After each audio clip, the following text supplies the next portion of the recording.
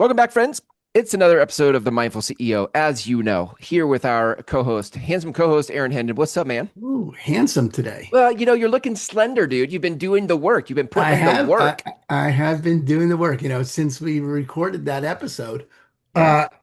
uh on avoiding doing the work and resisting doing the work. And I have found, the work What do you, we've been doing in mindfulness and mindful practices has made eating differently really, really fucking easy. It's just crazy. I yeah. don't even like to say easy, but the truth is it's been really easy and I'm down 20 pounds today. So let's fucking Come on, go. man. 20 pounds in like, 6 weeks, 4 weeks. What's the, Uh, four. This will yeah. be five. This week is the middle of five.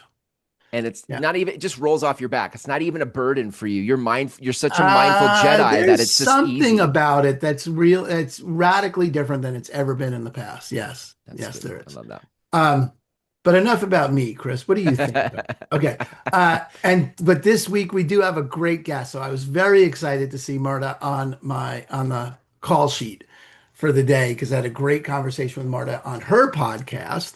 And I was delighted that she wanted to be on our podcast. And I'll let her introduce herself. This is Marta Spirk. Marta, why don't you just say hi and tell us, tell listeners what you do, and let's just jump right in. Yes, absolutely. Thanks so much for having me. It's fun to see you again, Aaron, and to meet you, Chris. I'm Marta Spirk.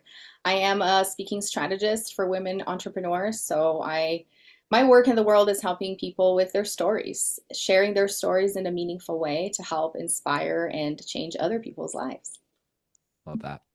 And how long It's you been good. doing that? I've been doing this for 10 years in different iterations, but yeah, it's going to be 10 years at the end of this year. Wow.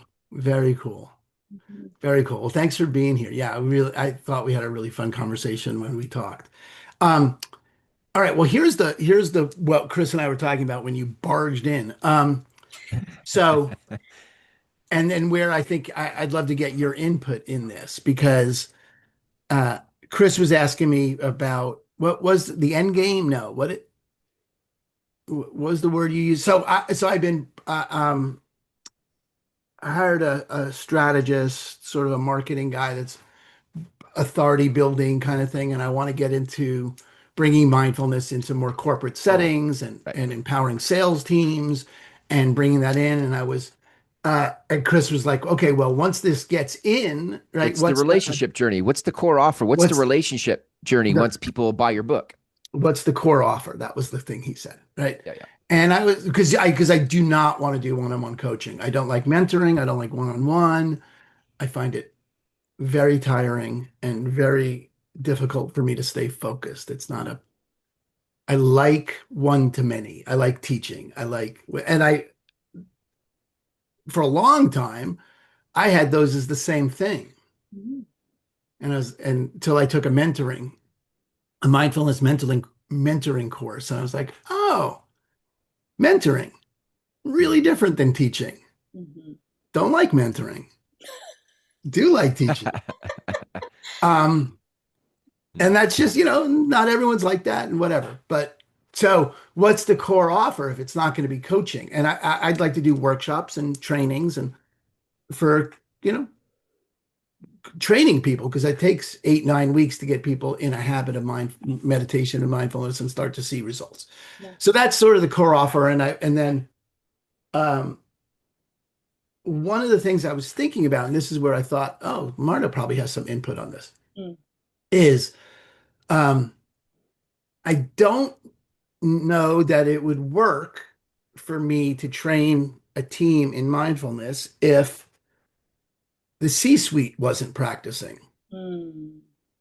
Because the environment that they would be going in, I mean, one is, the value prop here is slaying the dragon of hustle culture. That's Mm. the flag we fly, Yes. right? From the Donald Miller, is that his name? Story Donald brand? Miller. Yeah, yeah. It's like you got to be against something. And this is not hustle culture sales training.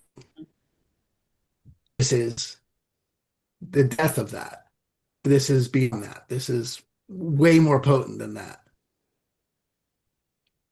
And if the C-suite isn't bought in, then it doesn't work. Then it's just mindfulness as a trick Hmm. Mm. to produce more sales. And I was just thinking, you were talking about how to tell that story and how to, um, you know, speak that because I can just imagine in my world, I have this vision in my head of getting into a C-suite conversation and they're like, great, let's train the team in it.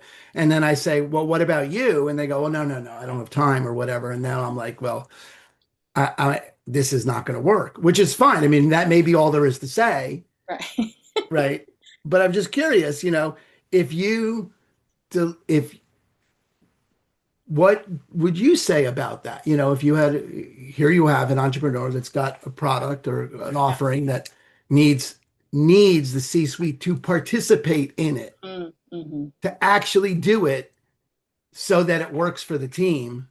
Mm. How do you message that? Yeah. Mm. Well, first, I want to say I love the conversation of the core offer because that's typically one of my first questions to clients. Because some of them come to me and they're like, oh, I just want to get on stages. And I'm like, okay, but what happens after you get off the stage? And they haven't thought that far yet, but that is a very important piece of information for me as I'm helping them build the content. We need to think with the end in mind. Otherwise, there is no destination, right? And so we're just, what are we doing? Especially if there is a time frame and you're promising that you're delivering something when you're hired to speak, right? So I love that you're thinking about that because that is huge. And that you're already aware of the things that you like and you don't like, so you can pick that direction. So I just thought I would comment on that. That's good because I Um, really, until Chris asked me today, I was like, selling books in the back of the room, and selling books in the back of the room is not even a bad core offer. I mean, if that's the core oh, offer, then that's yeah, the core. It is a possible offer is it I'll is. sell books in the back of the room. Hmm. Yes. But then when you're thinking making an impact and actually affecting change and transformation, I always say there's only so much change, which it's really not change. It's food for thought that you can elicit in a 30-minute presentation or even a Right. 60-minute presentation, right? As you know, it takes weeks to create a habit. So that's just food Yeah. for thought. And then a book could be helpful, but then they need to actually put in the work and the accountability and all of that. So Yes. I love that. But now to your point about the C-suite, I think then the conversation changes to leadership, actually. That's a leadership conversation. What kind of leader are you if you're wanting them to do the work and you're not doing the same thing? If you're not modeling that, it's like parents and children.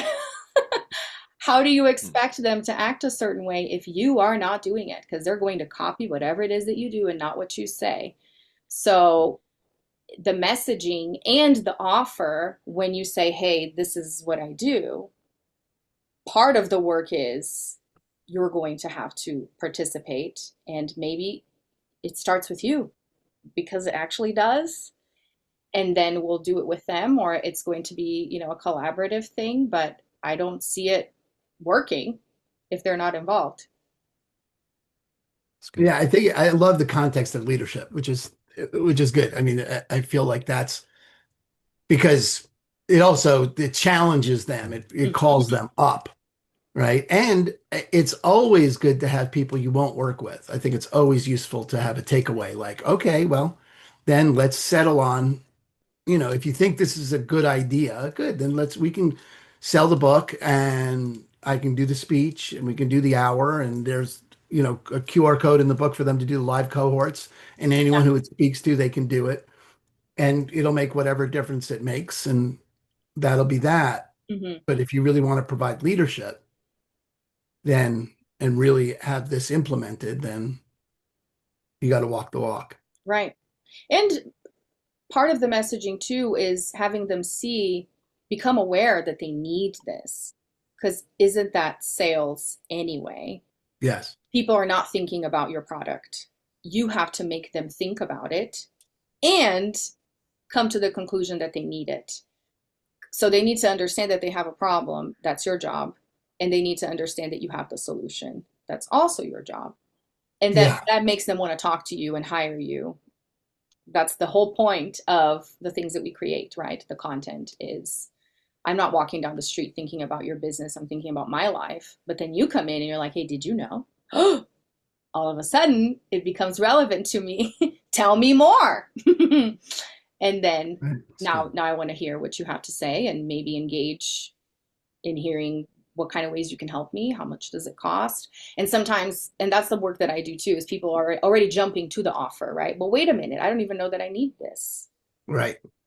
It reminds me of like top of the funnel, bottom Mm. of the funnel. Like, the thing that hooks my attention is your white paper that lands on my desk and talks about how mindfulness really increases productivity. And I'm like, yep, we need that for sure. So tell Mhm. me more. But that's just top of the funnel, because once you start to talk to the C-suite, you're in a stage of discovery. And it just like, I'm sure, Marta, this is right up your alley in terms of the stuff that you help people do. But it's like, so now you're in questions like, well, what do you want? What's your goal as a C-suite? Like, what's the perfect life for you as a CEO? It's Mhm. even helping them self-discover their own what they want, which is what you just said, Marta. Absolutely. Yeah.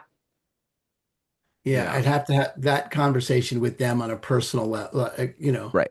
It's funny. I just wrote about this, the Trojan horse of mindfulness. Like Mm. Ooh, because you sneaky. you sell it because you sell the productivity increase, Mhm. Right. but what's inside the horse is non-attachment. Right. Suckers. Well, I mean, You but suckers. Yeah. it's only, and I was really, and there's this whole, someone either wrote a book or a long blog post or something, and it got posted on my wall about Mick mindfulness, Mm. about the trend in corporate America for mindfulness and sort of the trick that it is to increase productivity, taking away That's so great. the the equanimity Right. factor of it, right? Sort of the rant. Did I not talk to you about this, Chris? Because the rant of this is very much, and it was sent to me by a guy I used to do this with, very much of a punk rock attitude. I Oh don't know if no. you ever had, but Yeah, like yeah. sitting in the back of the room and judging if the band on stage is punk enough or if they're posers. It's that I spent a decade judging in that world. It's just, they're not punk. And that was a whole life for me in the 90s, was very much judging who's selling out, that whole vibe. You know what I mean? That's funny. And this is like the sellout version of mindfulness, judging it that way. Because they're like, well, this just will make you more productive for the machine. Yeah, like, that's not real That's mindfulness. not real mindfulness. Mhm. Which on one hand, completely valid, totally valid, like, okay, it's like Green Day, not really punk, you know? Like that's where that conversation winds Okay. up, is Okay. that Green Day's not punk. It's fucking Yeah. great, but it's not, punk, you can't, whatever. Mhm. You got to live in a van. Um, and so there's that element of this, like, okay, if you want Mick mindfulness, like some uh um, trendy way to manage your nervous system. Mhm. That's not what this is. Right. That's not what this is. This is actual, you get the results because the salespeople on your team, I just from a sales standpoint, and there's Yeah. lots of other benefits, but just from a sales point, they will sell more. Mhm. Like the best sales happen when you're not selling. Mhm. Marta, how do you get underneath people? So people come to you with ideas like, I want to speak on stage, and like Mhm. Aaron saying, like, you're like, that's not what this is. Like they have some idea about, oh, I'm just gonna become a speaker, say I'm a speaker, and Mhm. everybody's gonna hire me, and then it's gonna be great. And there's this process you have of helping people discover that that's not what this is. Like, what's your process? Yeah, and I love the Trojan horse analogy. Or if you're thinking, since we're talking weight loss or whatever, you sell them the dessert or you show them the dessert, but then once they buy it in, it's like, let's eat some salad over here. But that's not what you came for to begin with. Because a lot of times it is, people come to me because they want that visibility and they want the authority of the stage, which absolutely Mm, that's what mm, a piece of it to elevate you in your industry, right? And build that trust and have people want to hire you. But what they don't see underlying all of that is the identity shift. You mm, seeing yourself as the authority makes you show up as an authority, which makes them see you as an authority. But it's kind of like chicken and the egg type situation.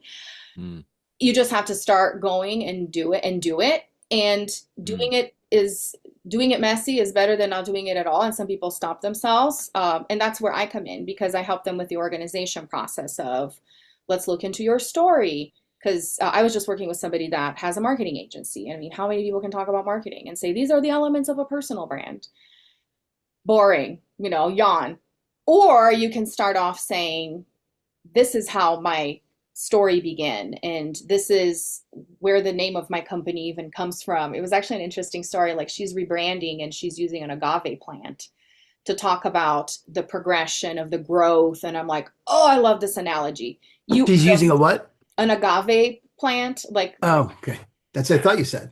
yeah. But I was And like, really? so You're making now it connects me with something else other than a marketing agency. You know what I'm saying? hmm So It's a that's what metaphor. we're looking for Yeah. is how do you stand out, but not as a gimmick because I want people to hire you or me, hmm right? Yep. It's because you is what makes your brand unique. So we need to bring you out. But there's a lot of vulnerability that comes in play. There's a lot Yeah. of masks that need to come off. It's a new level of a CEO that many people are not Mm. necessarily used to or willing to do, and they think I just need to step on stage, and you can get on doing that, but Mm. the level of connection with the audience changes when you Yeah. and I've seen I've seen talks, TED Talks, other talks where somebody got on stage, maybe even a pay to play type of a scenario. Like they paid to be there. They wanted to be on Mm. stage. So there's plenty of circuits that you can go pay to get on a stage somewhere. And you can feel that they don't own their story. They're doing a thing. They're performing keynote speaker. Mhm. And it feels so awkward because I'm like, this just it's awkward. It's very awkward. How do you get people to the level of conviction where it's in their bones, like they're comfortable in their skin about who they are? Like, how do you shift that identity? I think it's a combination of diving deeper into the story than what they probably would on their own because oftentimes they don't think it's as interesting.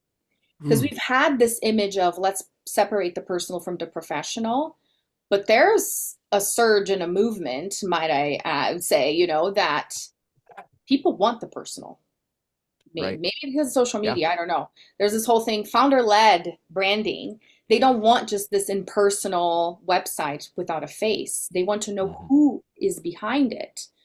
So give it to them, but it's Yeah. also scary. So I think that's the piece is taking the story to a deeper level than I have 20 years experience and I Yeah. have these degrees. Let me list them out Right. in an about me slide, like 2 minutes There's later. so much posturing, like so much like I need my resume to or my credentials to go before me to hmm convince people Mhm. that I am worth listening to. But to Yeah. your point, I think, and Aaron, this is I think related to mindfulness and meditation because the same thing that stops people from feeling conviction about speaking is the thing that I think stops people from feeling they're qualified to meditate. They're like, I'm not a meditator. I'm just a mess up. I can't get any focus anytime. I'm suck at this. But you're like, no, that's your inroad to the practice. Your story from Yeah. Marta, your story is the inroad to the practice of speaking. Yeah, And I Aaron, love that analogy. your mess ups are the yeah, go ahead. Yeah. Yeah. Well, I mean, I tell people, I mean, so Marta, I lead leadership training programs for Landmark. And I don't, did we talk about this? Me, And yeah. To me, so, yeah. yeah. But I'm always, I mean, that's the fundamental communication, one of the fundamental communications in sharing is what that thing that you don't think you can say, the thing you're embarrassed about is what there is to share. Yes. All that shit that you're hiding, Yeah, Mhm. share that yeah, Yes. because that's what the mirror neurons over there on the buying side or whatever side Yeah. that yeah, buying side, meaning the person you want to marry or the Hmm. business, whatever, Yeah. that then becomes, oh, that person's like me Hmm. right. because they're dealing with that. And I start my book with the origin story of where this came from for that reason. It's like, oh, yeah, I mean, I was playing the game called Get Enough. Hmm. And I could, I mean, no. So in very soon in that early in that conversation with the CEO would be that either resonates with them or it doesn't. Right. right? Um, and where did I just put this? Oh, I think I just, Your I'm Substack. I did. This is now Yeah. my new CrossFit. This is my new CrossFit, Marta, or my, how do you know someone does CrossFit? Oh, they'll fucking tell you. Um, uh, how do you know someone has a Substack? Oh, they'll fucking tell you. Right. Um, but yeah, I'm releasing a series of articles that are teasers for the book, Nice. and one of them includes this story. I got to figure out how to include this story in because it illustrates the get enough Hmm. phenomenon. And it's Joseph Heller and Kurt Vonnegut. So Joseph Heller wrote Catch 22 Mm. and Kurt Vonnegut wrote everything. So Kurt Vonnegut needs statues. But at any rate, they are at a party of a Wall Street hedge fund manager and in the Hamptons. And Vonnegut asks Heller, so how does it make you feel that this guy has made more money today than Catch 22 has brought in its entire existence? Mm. And he said, well, Heller says, well, I'm okay because I have something this guy will never have. And Vonnegut says, what's that? He says, the experience of having enough. Mm. And it's such a fucking mic drop comment from two brilliant people who I couldn't think are more brilliant. That it says everything about today's culture, Yeah. about the whole railing against the billionaire class. And it's the phenomenon that I'm going for in that. Like, can you say this is enough? So anyway, I gotta, if I was going to put that, I'm weaving that into the story now because Hmm. it's so illustrative of what that conversation either needs to speak to the C-suite Hmm.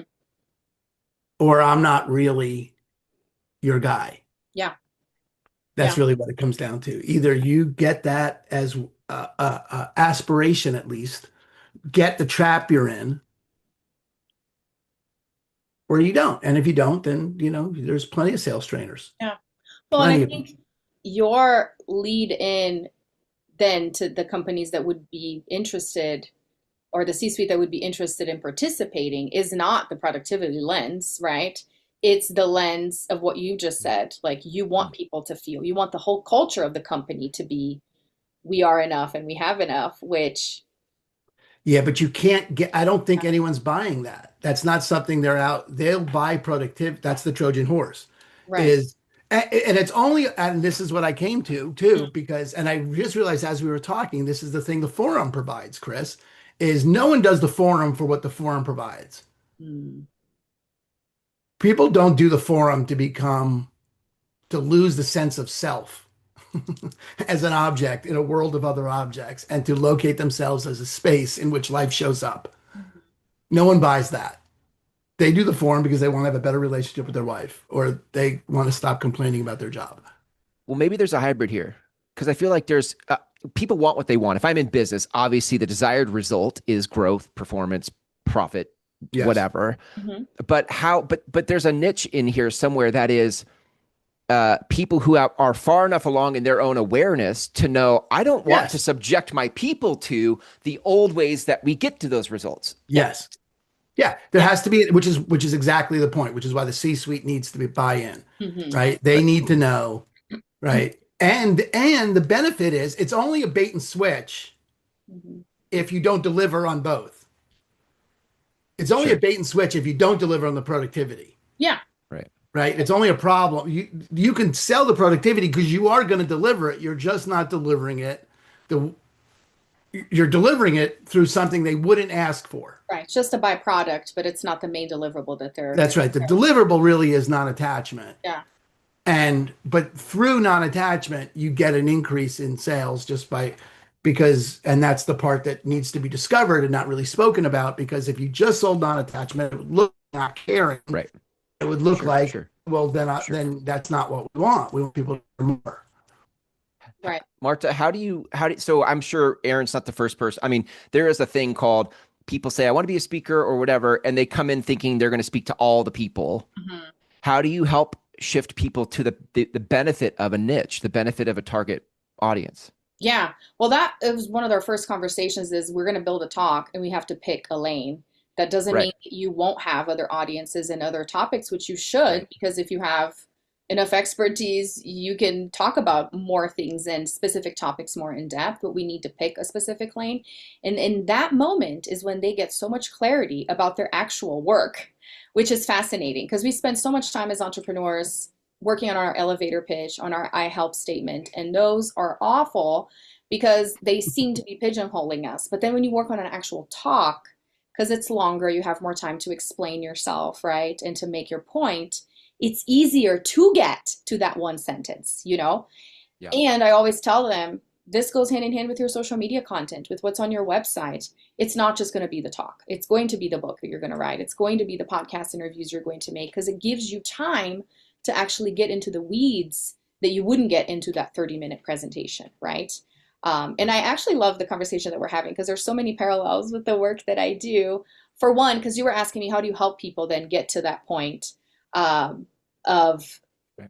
the authority piece and not being the boring speaker? And I talked about getting deeper into the story. Aaron weighed in into saying the thing that you think you shouldn't say. And I Hmm. think another parallel with the meditation piece is the repetition that we so desperately want to get away from, but there is no other way of doing anything Hmm. than Right. repetition. You're going to have to do it over and over again, and you're going to suck the first few times. You're going to look back and cringe, right? But that's the way to do it. But then, to speak to the niche piece, it's amazing how even for the people that are like, I don't necessarily see myself on stage, because some people come to me that way. I just want clarity for my messaging. Building the Mm. talk, amazingly enough, helps with that and then gets them Hmm. to Yeah. the point of saying, you know what? I could actually get in front of a crowd and say this now that we built that. Yeah. Yeah. It's How do you very cool. organize their thoughts? Like if they have thoughts, so I mean, one of the things that you said you specialize in is helping people organize their thoughts, which whether it's for a talk or Mhm. even for my own strategy in business, like, so many people in business, CEOs are founders are overwhelmed. I can be overwhelmed by all the different downloads I get for what I want to do with my business. And I think frameworks have become very helpful for me in organizing my thoughts, but I'm curious how you help people organize their thoughts. It's all about finding the thread that goes Yeah. through everything, because that's when you find what's relevant and what's the weeds, which is Yeah. also relevant for conversations that allow for tangents, right? Where we're saying everything is a tangent. If conversations, you're in the specific setting where that's cool, then amazing. But Right. when you're hired to do a 30-minute presentation, tangents are not Right. your friend. That's So right. the organization piece comes, and I actually see it as kind of like filing cabinets. Like that's how what we're doing with your brain is we're categorizing certain things so that not only is it easier for you to present something if the tech goes bad, you don't have your slides, somebody asks something, you are interrupted, you know where to go back to. But also, you're in a podcast interview. It's not a 30-minute you talk nonstop. It's an interaction. It's interesting because I always see podcast interviews as lower stakes because I'm being prompted. But some Right. people are terrified of the spontaneity of it. You know, Right. Mhm. like they don't sleep the night before. Like, what if they ask a question and I don't know an answer to? That's the kind of work that we do. That's all right because you've built that self-trust, right? To Mhm. the point of there is something in there that I can pull. And you're actually you're fond of the challenge of, ooh, that's interesting. Let me search my archives, Yeah. Yeah. Yeah. Yeah. Right. and that's what I want to build in these women. Really, is Mm. the finding the fun in the challenge of Mm.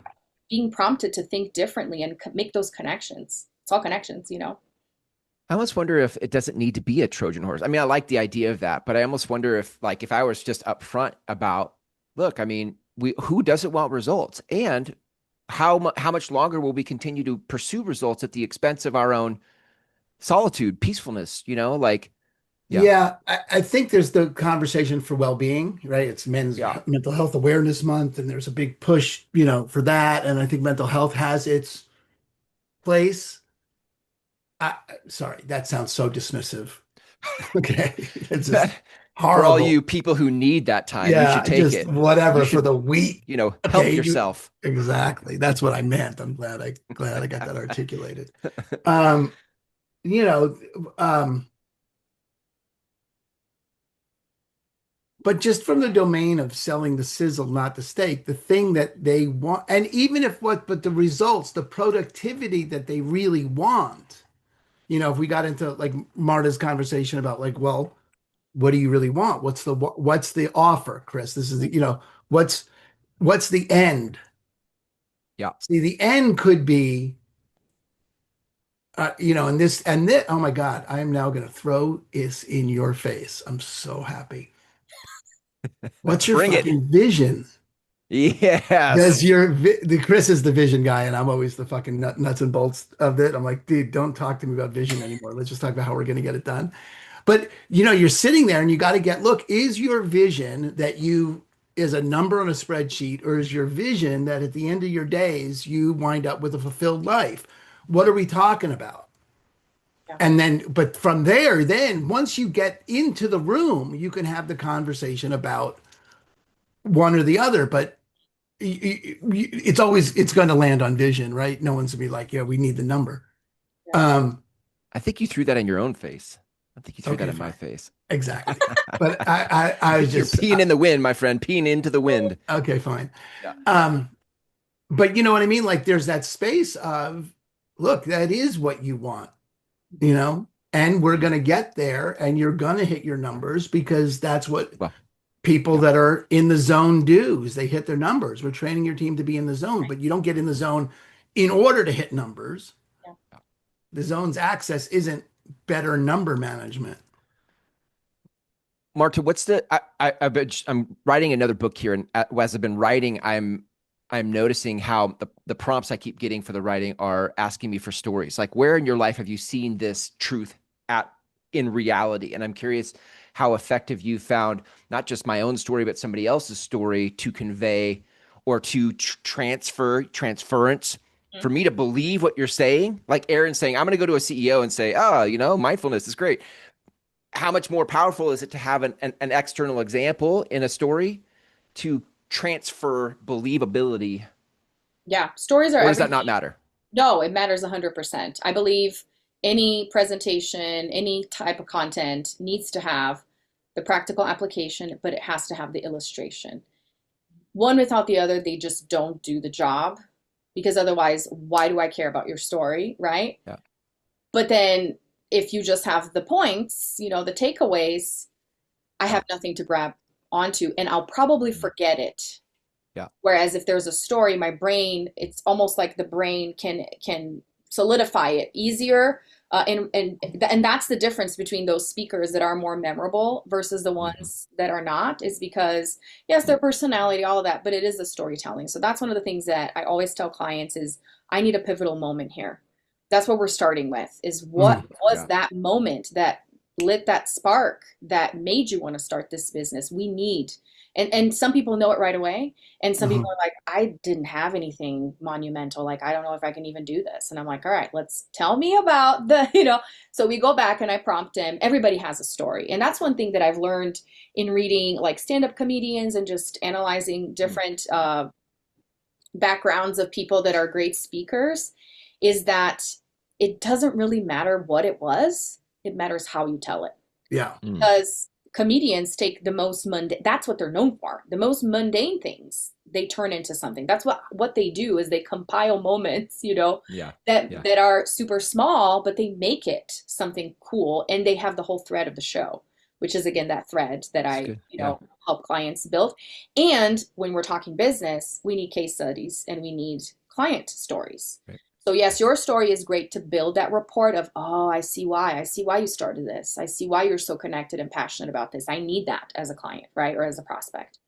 But then I need to actually see that you've worked with real people from different backgrounds and different situations.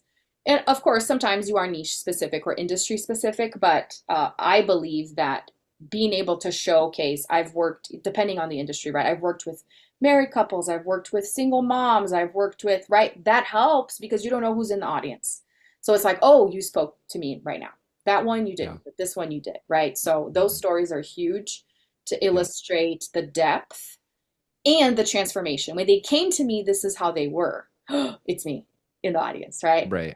And after we worked together, this is where they ended up. Oh, so maybe you can help me, right? So I I, tend, yeah, it's good. I tend in my if I in my background, I would tend to gravitate towards the concept, the idea, mm, right? And I would not speak to the story. And I don't think that's unlike people in a profession. I mean, I've worked with businesses for 2 decades. Like it's common for people to talk about their product or service and right, all the widgets and the bells and the whistles without the personal transformation. Like, well, what or why do I care? And how are you different than anybody else? And it's not the service, because for most industries, those are well-traveled industries. right. You're a commodity in a sea of people who do the same thing, but it's the connection you make Yeah. through the story. And I see the same, Aaron, as you approach. I mean, Aaron, you're so good at making a connection with people where you keep it. I don't know, you have this ability to keep things cool. You're total punk rock, man. Like you are just, street cred. But then you bring in these other thoughts that I'm like, oh, that's worth considering. So the ability to have the Well, I concept think, of mindfulness, but also tell the story.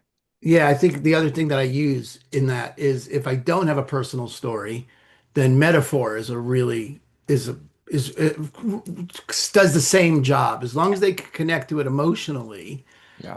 and it's not a number. People forget numbers, but they will not forget how they felt about it. Like you were talking about it at a boxing piece to illustrate Oh yeah. Oh, how we did we do this on the podcast? Yes. Yeah.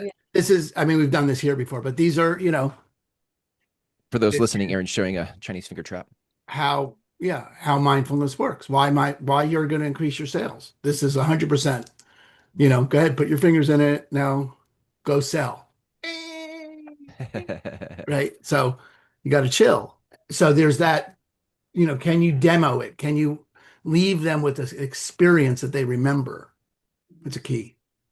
Could you put that, Aaron? I mean, sending a white paper FedEx to a CEO with a version of your book uh, with a metaphor up front, like front load it with handle the objection before it shows up, like get the buy-in from the C-suite before Yeah, they the only push thing is back. that whole pitch, his whole design of a pitch Yeah, is that it's not a pitch at all. It's right. simply information. I'm just wondering Yeah, if I don't know. I'll ask him. I think I hired a guy to help me with marketing, and that's we're sending out a version of a short executive version of my book and my practice, including a white paper regarding mindfulness and productivity. Um, and we could talk about including one of these, but we could send these, we could do it as a test. it See, just reminds me, Marta, of like somebody starting a talk with a hook. There's a hook in here that right, gets my buy-in before you ever tell me the rest. And I just think that's right. interesting to I mean, build that if I in. was But doing a talk, you could leave one of these under everyone's chair. Super Hmm. easy way to do it, I love that. you know. Have you ever seen But one of these? And that's where you see, start, right? right. Yeah. You know what this is? Reach under your chair. Hmm. Well, and what you said about metaphors is awesome because that's what I tell clients too. Sometimes they're just starting their business. They don't have client stories. Right. We Right. do. Oh, we can't build a talk. Yes, we can. We use hypotheticals. We leverage other companies and brands, right? We talk about people that they've coached informally, Yeah. that they weren't paying clients, but they technically were. So there are alternatives. It's never a lost cause. You just got to get creative. Yeah. I love that. Well, Marta, if people wanted to learn how to craft their story, I mean, what's the kind of work that you can do with people in addition to keynote speaking, and then where can they learn more about you? Yes, absolutely. So crafting the talk is the piece, and then positioning themselves as a speaker, right? So creating speaker assets, their speaker page, how to begin that outreach to their network or even to a colder network to say, I'm a speaker, this is what I do. That's all part of the process because my whole thing is build the content, work on the delivery so it feels authentic to you, and then let's test it out. I want you to test it out so that we see how it feels for you and how the audience responds. And you can find me on major platforms, so LinkedIn, Instagram, Facebook. My website is martaspirk.com, and I'd love to have a conversation. So you can schedule a call directly on my website, and we can talk more about your vision for your business. Yes, I knew I liked Marta. Yes. That's awesome. Thanks. Fabulous. I was just thinking, look what I got. Oh, yay! That's right. Marta sends one of these cards to her guests. Oh, nice. Awesome. Love that. That's great. I was like, it's a picture of you. Yes, right. Very cool. Well, thank you, Marta. Really, thank you so much. I just feel like we're now more deeply connected than we were. It's just a delight. Yes, absolutely. Thank you. Those of you listening, if you want to learn more about what Erin and I have coming in the pipeline, go to themindfulceo.com or leave us a review on the podcast directory you're listening from. And we'll catch you next time. See ya.